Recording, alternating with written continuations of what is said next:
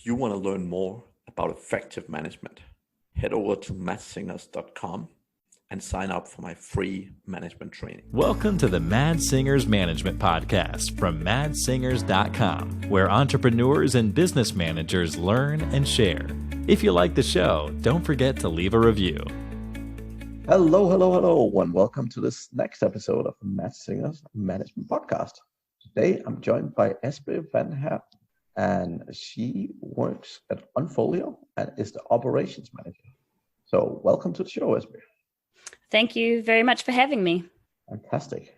And I'm excited because I've known you for a little while, and I definitely known Dom Wells that runs Nonfolio for quite a while. And I was super eager to talk to you because I think we always, very frequently at least, we interview people here on the show who are already business owners, but I would love to get into some more details around the operations management side of things, because that's definitely something that lots and lots of entrepreneurs are struggling with, to put it politely. So that's the goal today. Probably something they should also look at hiring for if they do struggle for it. Definitely. Mm-hmm. So before we get going, there is a couple of people around the world that still don't know who you are. Would you mind doing a quick introduction? Yeah, sure. Probably a few more than a couple of people. I have been building and running online businesses for the past 5 years or so, probably the time that you've known me, Mads. And I've always had a very heavy focus on operations. And then early last year, so 2019, I joined up with Dom Wells, who your audience probably knows quite well, and Nonfolio, and I'm currently the COO there. And so I guess for those who don't know Nonfolio, we buy, build, and manage profitable online businesses, basically. And how long did you say you've been working there? Since April 2019. So right. A little short of 2 years now. Yeah. Mm-hmm. What's been the biggest challenge so far? Starting off with a doozy. I mean, there's no real contest with that. I think it's just our rapid growth. So just to give everybody a little bit more context, over the last year, we've grown from 5 team members to 25. We've grown from, we had, I think like 25 assets under management all the way up to 52. And now we've reduced that back down again. And we've like 5x'd at least our MRR over that time. So it's just rapid growth.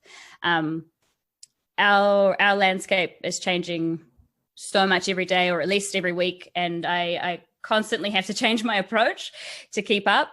So, a system that worked 2 months ago may well not be the most appropriate thing now. Now that we have bigger assets, better assets, more team members, bigger goals, generally higher standards for how we do things. And I think that challenge is daily. Like every day I think about how everything can be done better.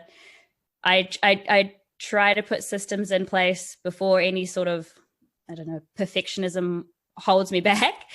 But with that thinking, with getting something put in now being better than nothing happening for a long time, in doing that, I guess there's always room to improve, especially as we grow. So there's always things to improve. Not necessarily fires to put out. There's always fires to put out, but there's just always room to improve. And I think that's probably the most challenging thing, but also the most rewarding. I think it gives me the most growth. Yeah, and it's difficult to hold back as an operations person and do things that aren't perfect. But there's no point doing something, 80% of the way and then not actually implementing that system or not actually doing the thing, because you've done nothing. So sometimes in order to keep up with the growth, you just have to put something out there that works better than what it did before. But in doing that, then there's always things to perfect and always things to improve. And I think there's a good place to really kick off the conversation, because I think if we look at some of the biggest challenges most business owners have. It is actually around processes and workflows and really building these out. So, like, how do you guys look at this? How's your management structure around making sure you have the right processes in place, that they're being reviewed, that they're being improved? Like, how do you ensure that's happening consistently? Yeah, so processes specifically, we have a company wiki. And so for individual departments and their actual processes of the day-to-day, we originally had the starting team, so me, Dom, and the other couple of team members. We would just film videos explaining what we're doing anytime we did anything. And then that went into the wiki. And then as we started hiring more people, we got VAs to transcribe those videos, make them into proper SOPs.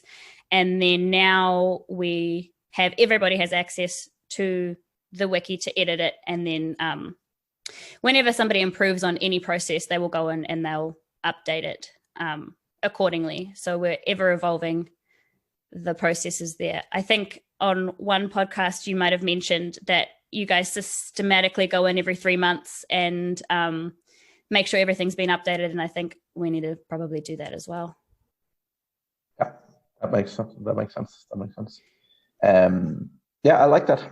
And how do you manage? Because this is definitely a fear for many people. So how do you manage to make sure that when someone updates the process, it is being updated well? It's not like the process not changed to something worse. Yeah, that's a great question. Originally, we had it so it automatically saved. We have since gotten rid of that function. It's a form and you request an edit, and then me or one of my project managers will just make sure that the either if we can tell if it's within our area of expertise, then we will say yay or nay to the changes. And if it's not, because I'm actually not, obviously I know SEO now to a certain degree, but it's not my area of expertise. Management is. So then I'll go to, say if it's an SEO SOP, I will go to the SEO team and I'll make sure that this is correct before I update anything, because yeah, that is the fear that it gets worse. Yeah. No, because I'm a huge fan of really making the people doing the work update their SOPs, but it's just a lot of people are very afraid of this, but it's just about building a good system around the approval process, right? Because if you have a good system around that, then everything for sure. else becomes easier.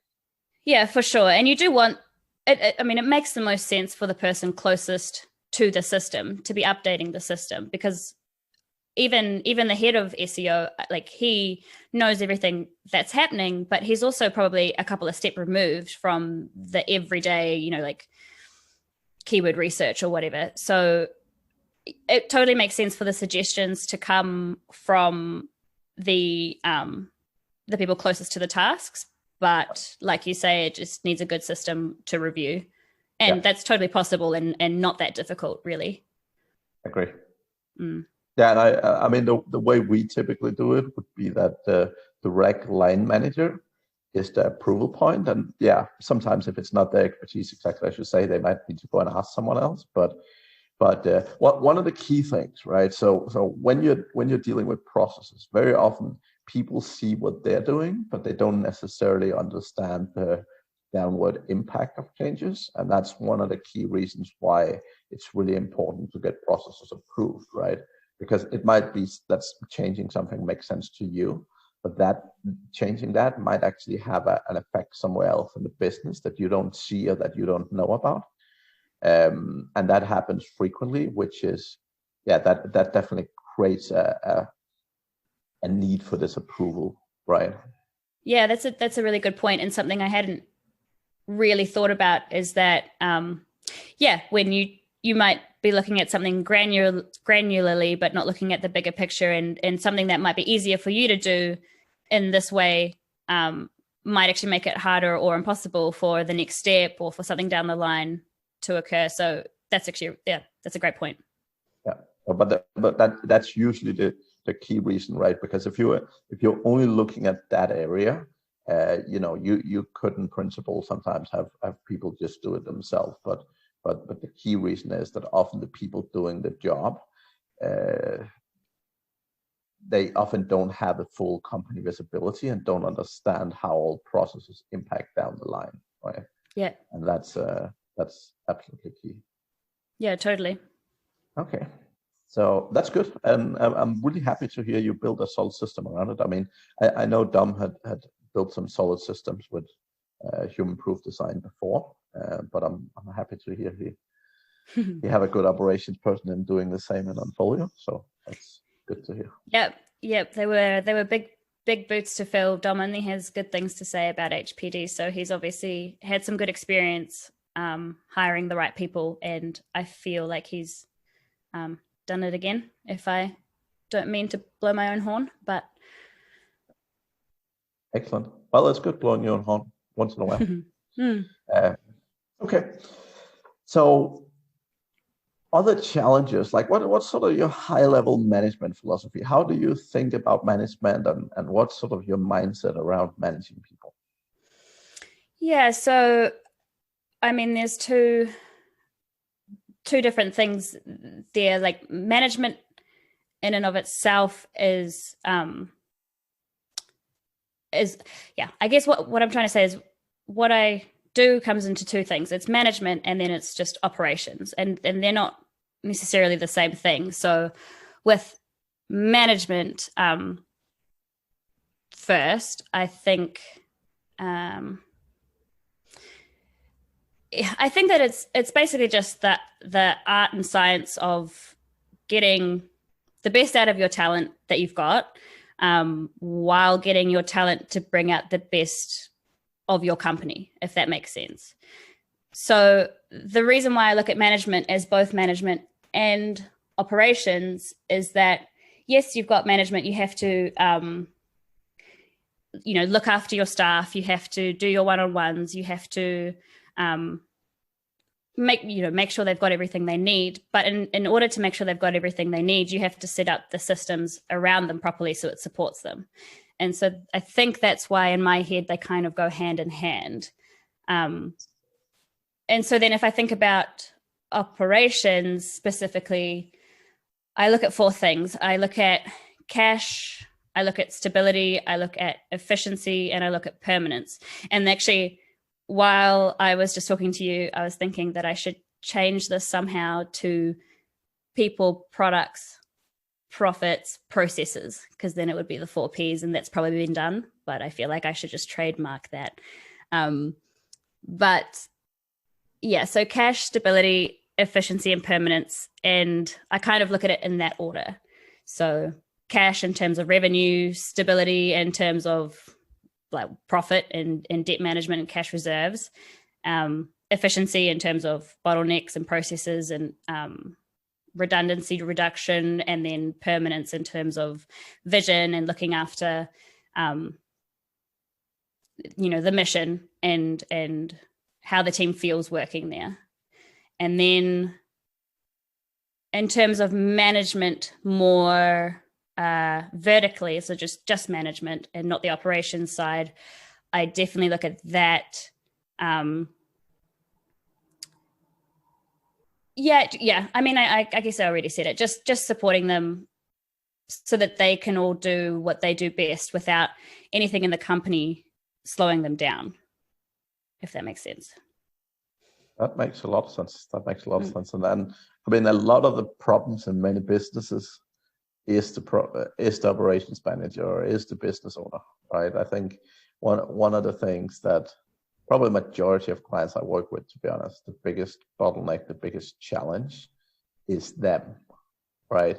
And not from a perspective they're a bad person or whatever, but from the perspective of getting stuff done requires action, right? And if your bottleneck is sitting at action, then you're slowing the world down.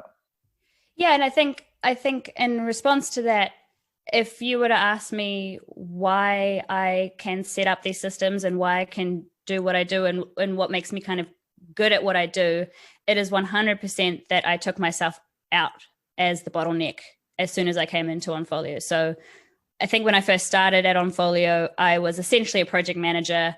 There were lots of things to do and no one overseeing them getting done. There was also like a lot of client communications and very few boundaries put in place for the clients. And so the first thing I did was I came in and I set up a project management system to make sure it worked. I then hired someone who shadowed me for a bit doing that project management, starting with what I liked least, which was client comms. And then I very quickly shifted the entire responsibility of project management onto this lady that I hired. And then that gave me the space, I think, taking all that stuff off my plate and taking me off the bottleneck there, to think about, running the actual company, not just like the day-to-day operations. And then eventually we got someone in specifically for client comms, and we also got someone in to help her do her job so that she could also level up and think about the systems more wholly and less granularly. But absolutely the number one thing I did very early on was get myself out from that role as the project manager. And I think what that takes is also knowing that I am not the best at that. I'm good at project management, but like someone can come in and do that better. And I think that's probably the same for a lot of your audience, is that it's difficult for them to let go that they might be the best at doing that task. But as soon as you think that somebody else can do it better, then it's such a win-win. It becomes much easier. I think honestly, the challenge most people have is they know someone can do it better. They just struggle to find that someone. So very, very often they're like, oh yeah, but I can't trust the people. I can't get them to do the work. I'm not comfortable letting go of this. And so it's always a mix. But I think a lot of it is that's two aspects. One of them is trust in the process, right? And I think most business owners struggle with this. But again, like if you never let go, the business is not going to grow, right? So in I was going to say 99.9, but probably 96% of businesses, and I'm grabbing numbers out there here, but in vast majority of businesses, the lack of growth is based on the business owner, right? Because they are not letting go. They're not letting the company grow because they stay in too much control, and they want to do everything. They want to be at the end of every decision. They want to be at the end of every choice that's made, and that just significantly slows the growth of any business, right? I'm actually coaching a guy at the moment who, he's gone from having a really small business while I worked with him, where he was making maybe 10K a month, and last month he was making 150K profit, and he's still thinking very small. Like he's still like, oh yeah, but I can hire this guy at $6 an hour instead of $7 an hour. I'm like, your business is growing vertically, like literally vertically, right? Your focus should be action, much, much more than saving $5, right? Like the time he spends additionally trying to hire someone for $1 an hour less cost him so much more money and opportunity than what he's actually saving. Right, so he's not saving the company money, finding a cheaper employee. He's costing significant amount of money because he's not taking actions, right? And I think that's definitely the situation a lot of business owners are in. What do you normally tell business owners that find themselves in that spot, that do believe that they that it's difficult to find someone with their skills or with their expertise? How do you try and crack that mindset? So here's the thing, it is, right? So you don't find a copy of yourself straight away.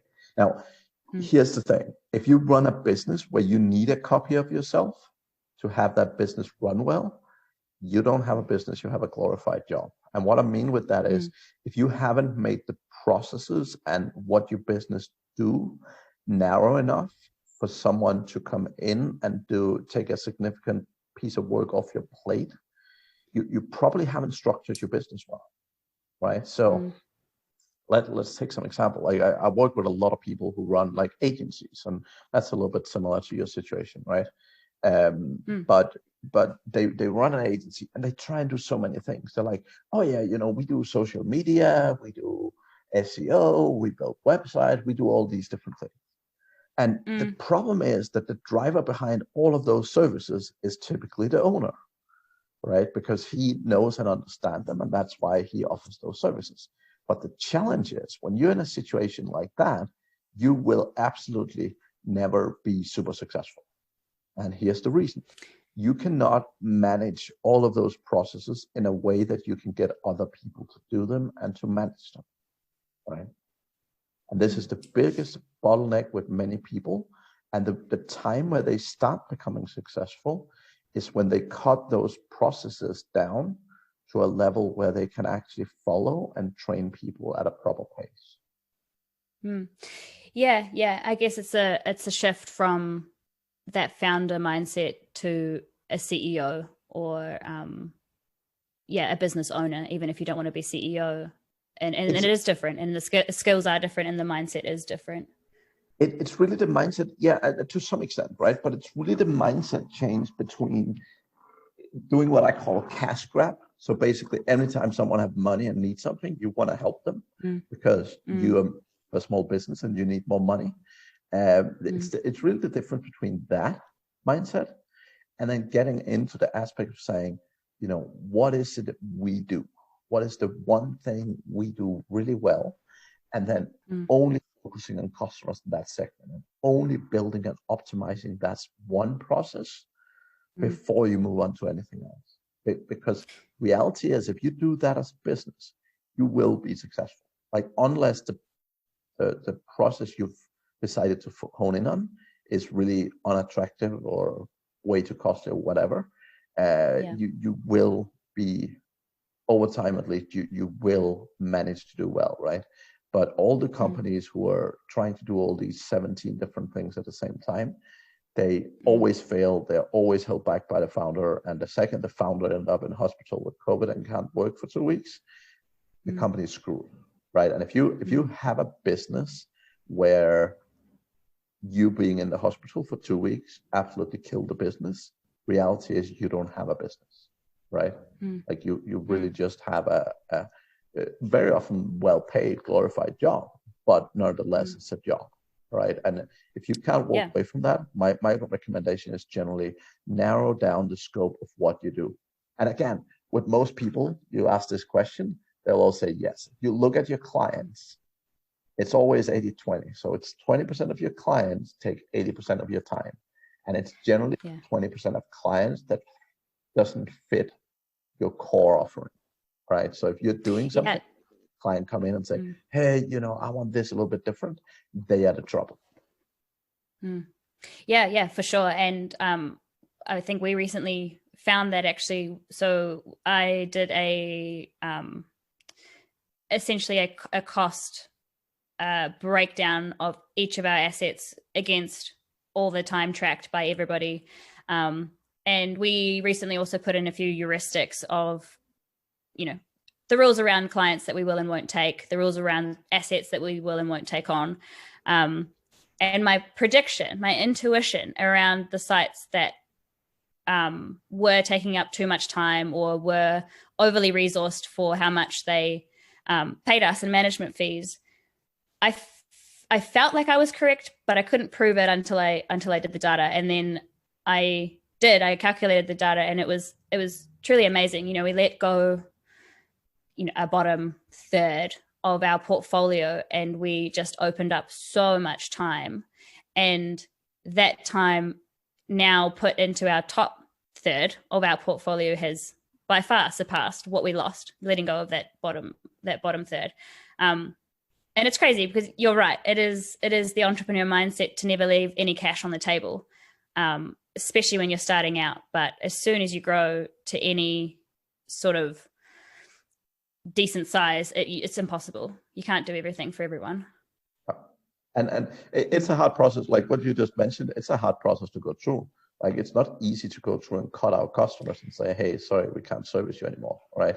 That's not easy. And it's not a particularly nice feeling, but exactly as you say, it explodes your business when you do it, if you do it well. Yeah, well, yeah, for sure. And it's easy to let some customers go, the customers that aren't that nice.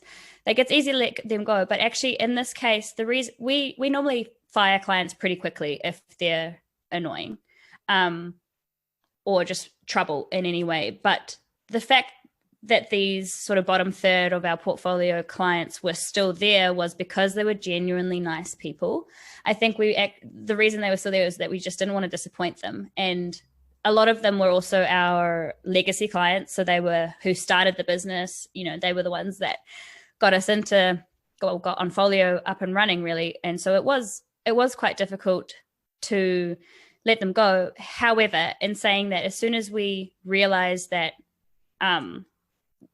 for a lot of them, we also just don't really have the time to put into them properly and to manage their assets properly for what they do pay us in management fees. They can probably get a better service somewhere else, because we are focusing on just bigger and different assets now. And we told them that. And I think that was the way it was easier to let them go, because it's better for them and it's better for us. It was a win-win in the end. Yeah. But it takes a lot of realization, right? And it really is difficult for people, but really, like, the best way to really scale a business is really bring down the number of things you do, bring down the number of things you're supplying, and just become really good at it. Because here's the thing: when you're trying to do 10 different things, you're never gonna automate it. You're never gonna be in a situation where everything just runs, right? It's always challenges. And the thing is, what happens is that when you bring down the amount of stuff you do to very few, then you become very, very good at those few things. And what happens when you do that is, one, it costs you less because you have more expertise. And often you can actually automate your way out of some of it and so on, right? So basically you become more effective. Now, that also means that the impact on the customer is better. So you become more effective, the customer get better results. And it actually costs you less money to deliver service, but you can actually charge more money because you're delivering better results. Yeah, so 100%. Whole output of that process is actually that you make significantly more money as a business, because you can charge more, deliver better results, and it costs you less. Right? Yeah, absolutely. You have a better product, you have happier clients, you make more money, there's less plates spinning. It's just all positives. But yeah, very difficult to go through. Exactly, like you said, it was a bit like a breakup where no one did anything wrong, like no hard feelings. It was just, it's for the best for everyone, and it was difficult. And we we took some time to talk to all the clients, to do the last couple months of work, hand them over any outstanding research that we had done for them. We gave them some suggestions of other people to go with. So there are ways of lessening the pain, but yeah, it's very difficult. It's also difficult, I think, not for me from an operations point of view, because this is all I think about all the time. But I think for the business owner, if you're someone that's a business owner and you're doing operations, it's difficult. It is difficult to leave money on the table. Like it just is, until you realize the huge upside. But it's hard to wrap your head around that. Really, that's the thing, right? Like, reality is you're not leaving money on the table. However, you're costing the company money when you do it. But the realization of that and the time it takes to realize that is quite significant in most businesses. Right? Yeah, I definitely put that under the category of things that you might read in a book, but that you struggle to understand until you've lived through it. Opportunity cost is huge. Yeah, definitely. What's some of the biggest challenges? So you mentioned one already, but what's some of the biggest challenges you've faced management-wise in Nonfolio? Yeah, okay. So my last example was the growth, and that's sort of a positive challenge because it's symbiotic, as the company grows, I have to grow. I do a lot of professional and personal development in order to grow, and my growth then in turn helps the company grow. It's very cyclical and it's very positive. But I think if I have to think of maybe something I've been doing not very well, So something I need to fix, which I know I need to fix and I'm working on right now, is having clearly defined roles and KPIs in place. So we have site KPIs, but in terms of human KPIs, people, when we were smaller, everybody wore different hats. We were a tiny team. Everybody was just getting everything done. But very quickly we specialized everybody down. And most team members now do very distinct things. And everybody knows what they do, but I have never sat down and written out their role definitions. And I've also never really thought about what their KPIs are. I think as a result of just growing so fast and just putting out fires. But at this point, we do have a bit of space. And we also have we're properly resourced to now think about KPIs. And so to talk about something difficult that recently happened was we recently let someone go, and I'm lucky that they had sort of the wherewithal to see it coming, and it wasn't a surprise for them, and they were very gracious about their exit. But it was so much harder to do when there was no track record of KPIs hit and missed, and just no data or formal reviews around it. And I think maybe it was one of those things that maybe I had subconsciously rejected in the name of maybe startup and moving fast and trying to build a culture of trust somehow. But I have now definitely learned that lesson, that I'm uneasy about the lack of data. And also, I think it's not fair for me to tell someone that they haven't met my expectations of them when I never told them what my expectations were. So right, exactly. Yeah, And by the way, this happens in large companies all the time. I always tell people, if you have a staff member getting that you have to fire, if they don't know it's coming, you haven't done your job well as a manager, right? And fundamentally you failed as a manager. Now, the fundamental is it doesn't always have to be KPI driven. However, it have to be very clear to people what the expectation is. So, sometimes you might not be able to put a KPI on absolutely everything, but, like one KPI should be, you have to run this conference with a profit, right? As an example. So it's not always like just down to sort of super solid step-by-step KPIs, but the fundamental is that if people don't have clear expectations, it's very hard to fault them for not hitting them, right? So you're totally spot on with that, because it's so important for people. And by the way, people are motivated in a different way. A lot of people is motivated by targets. A lot of people are motivated by having numbers to chase, right? And the challenge is, if they don't have those numbers, if the boss is not giving them those numbers to chase, they might do a good job. But the point is, with those numbers, they could do an amazing job. Right? Yeah, totally. I 100% agree. And I think, I know that is what I'm working on now. And I think also the antithesis to that is, it's also easier to see if people have been successful and to reward them. Again, with a group of 25, I want to be able to reward everybody when they've been doing a good job. And I also don't want to reward people arbitrarily. So I want to know if they're hitting their goals, then that's great. Then I can reward them and I can give them a high five or whatever. But I need to know, and I think the lack of clarity and the lack of data around that, I'm no longer comfortable with. So. That makes sense. And I think it's a big one, right? For some businesses, it can take quite a while to get some good KPIs together. But basically, my recommendation is just start with some numbers, right? And I mean, we live in a time where you can get people anywhere in the world to sit and pull numbers manually. What I always suggest is for people to initially, if it's not simple, just get someone to do it manual for a period of time.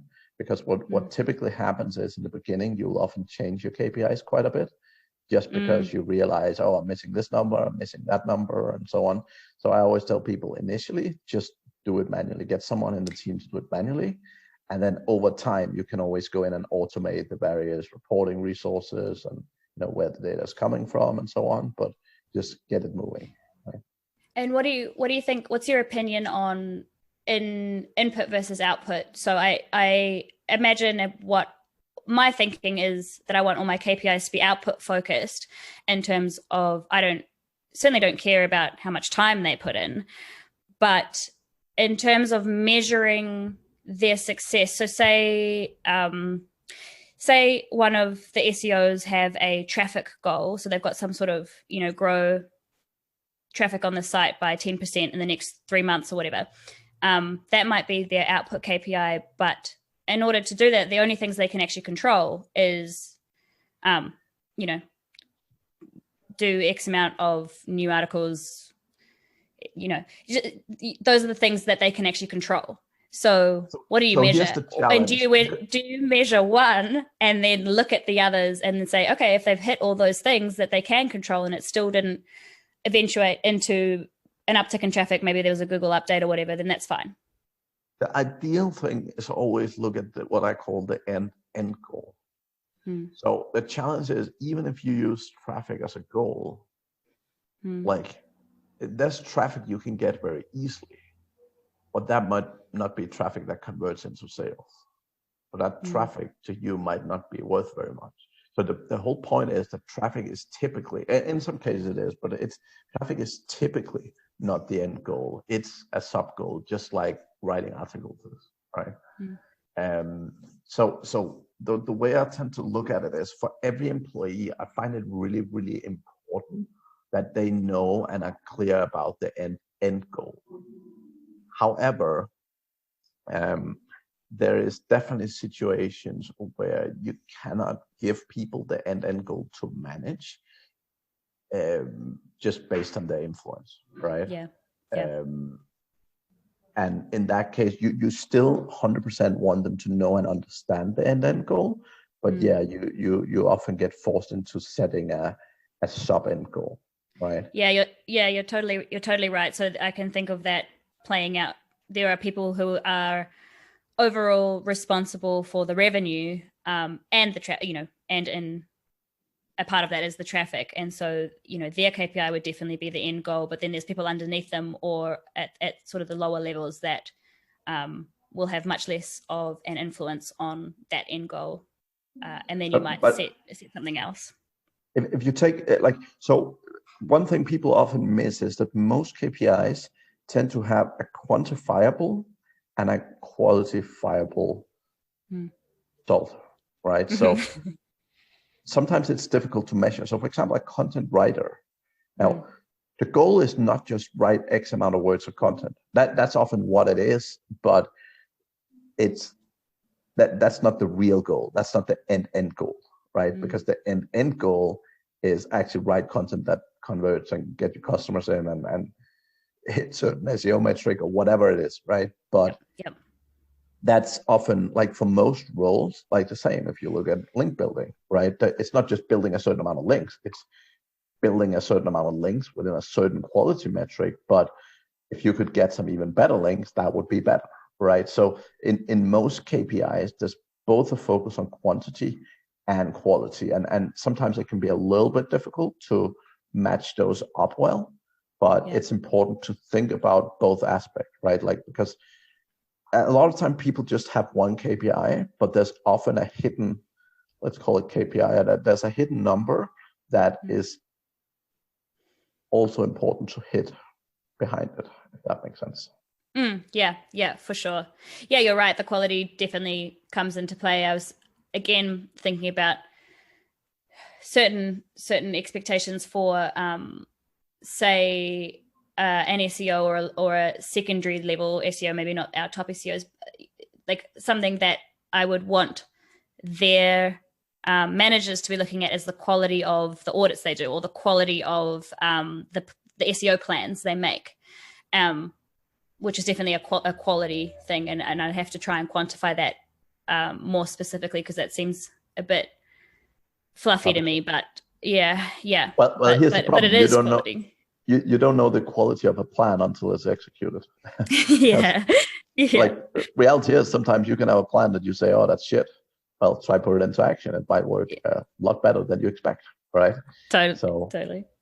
Yeah. Okay, Esbe, I think that has been a fantastic conversation. If people are eager to get hold of you, or eager to talk to you, or connect with Nonfolio or the likes, what's the best way to do that? Probably just my email. So that's SBE at onfolio.co, not .com. Excellent. Although maybe it'll redirect. I don't know. Don't try it. Don't try it. Yeah. Excellent. Fantastic. Yeah. Thanks so much for having me on, Mads. It was nice to talk with you. Likewise. And to the audience, we'll be back again next week. Thank you very much for listening. Thank you for listening to the Mad Singers Management Podcast. Please leave a review. It means the world to us. You can also learn more about management at madsingers.com.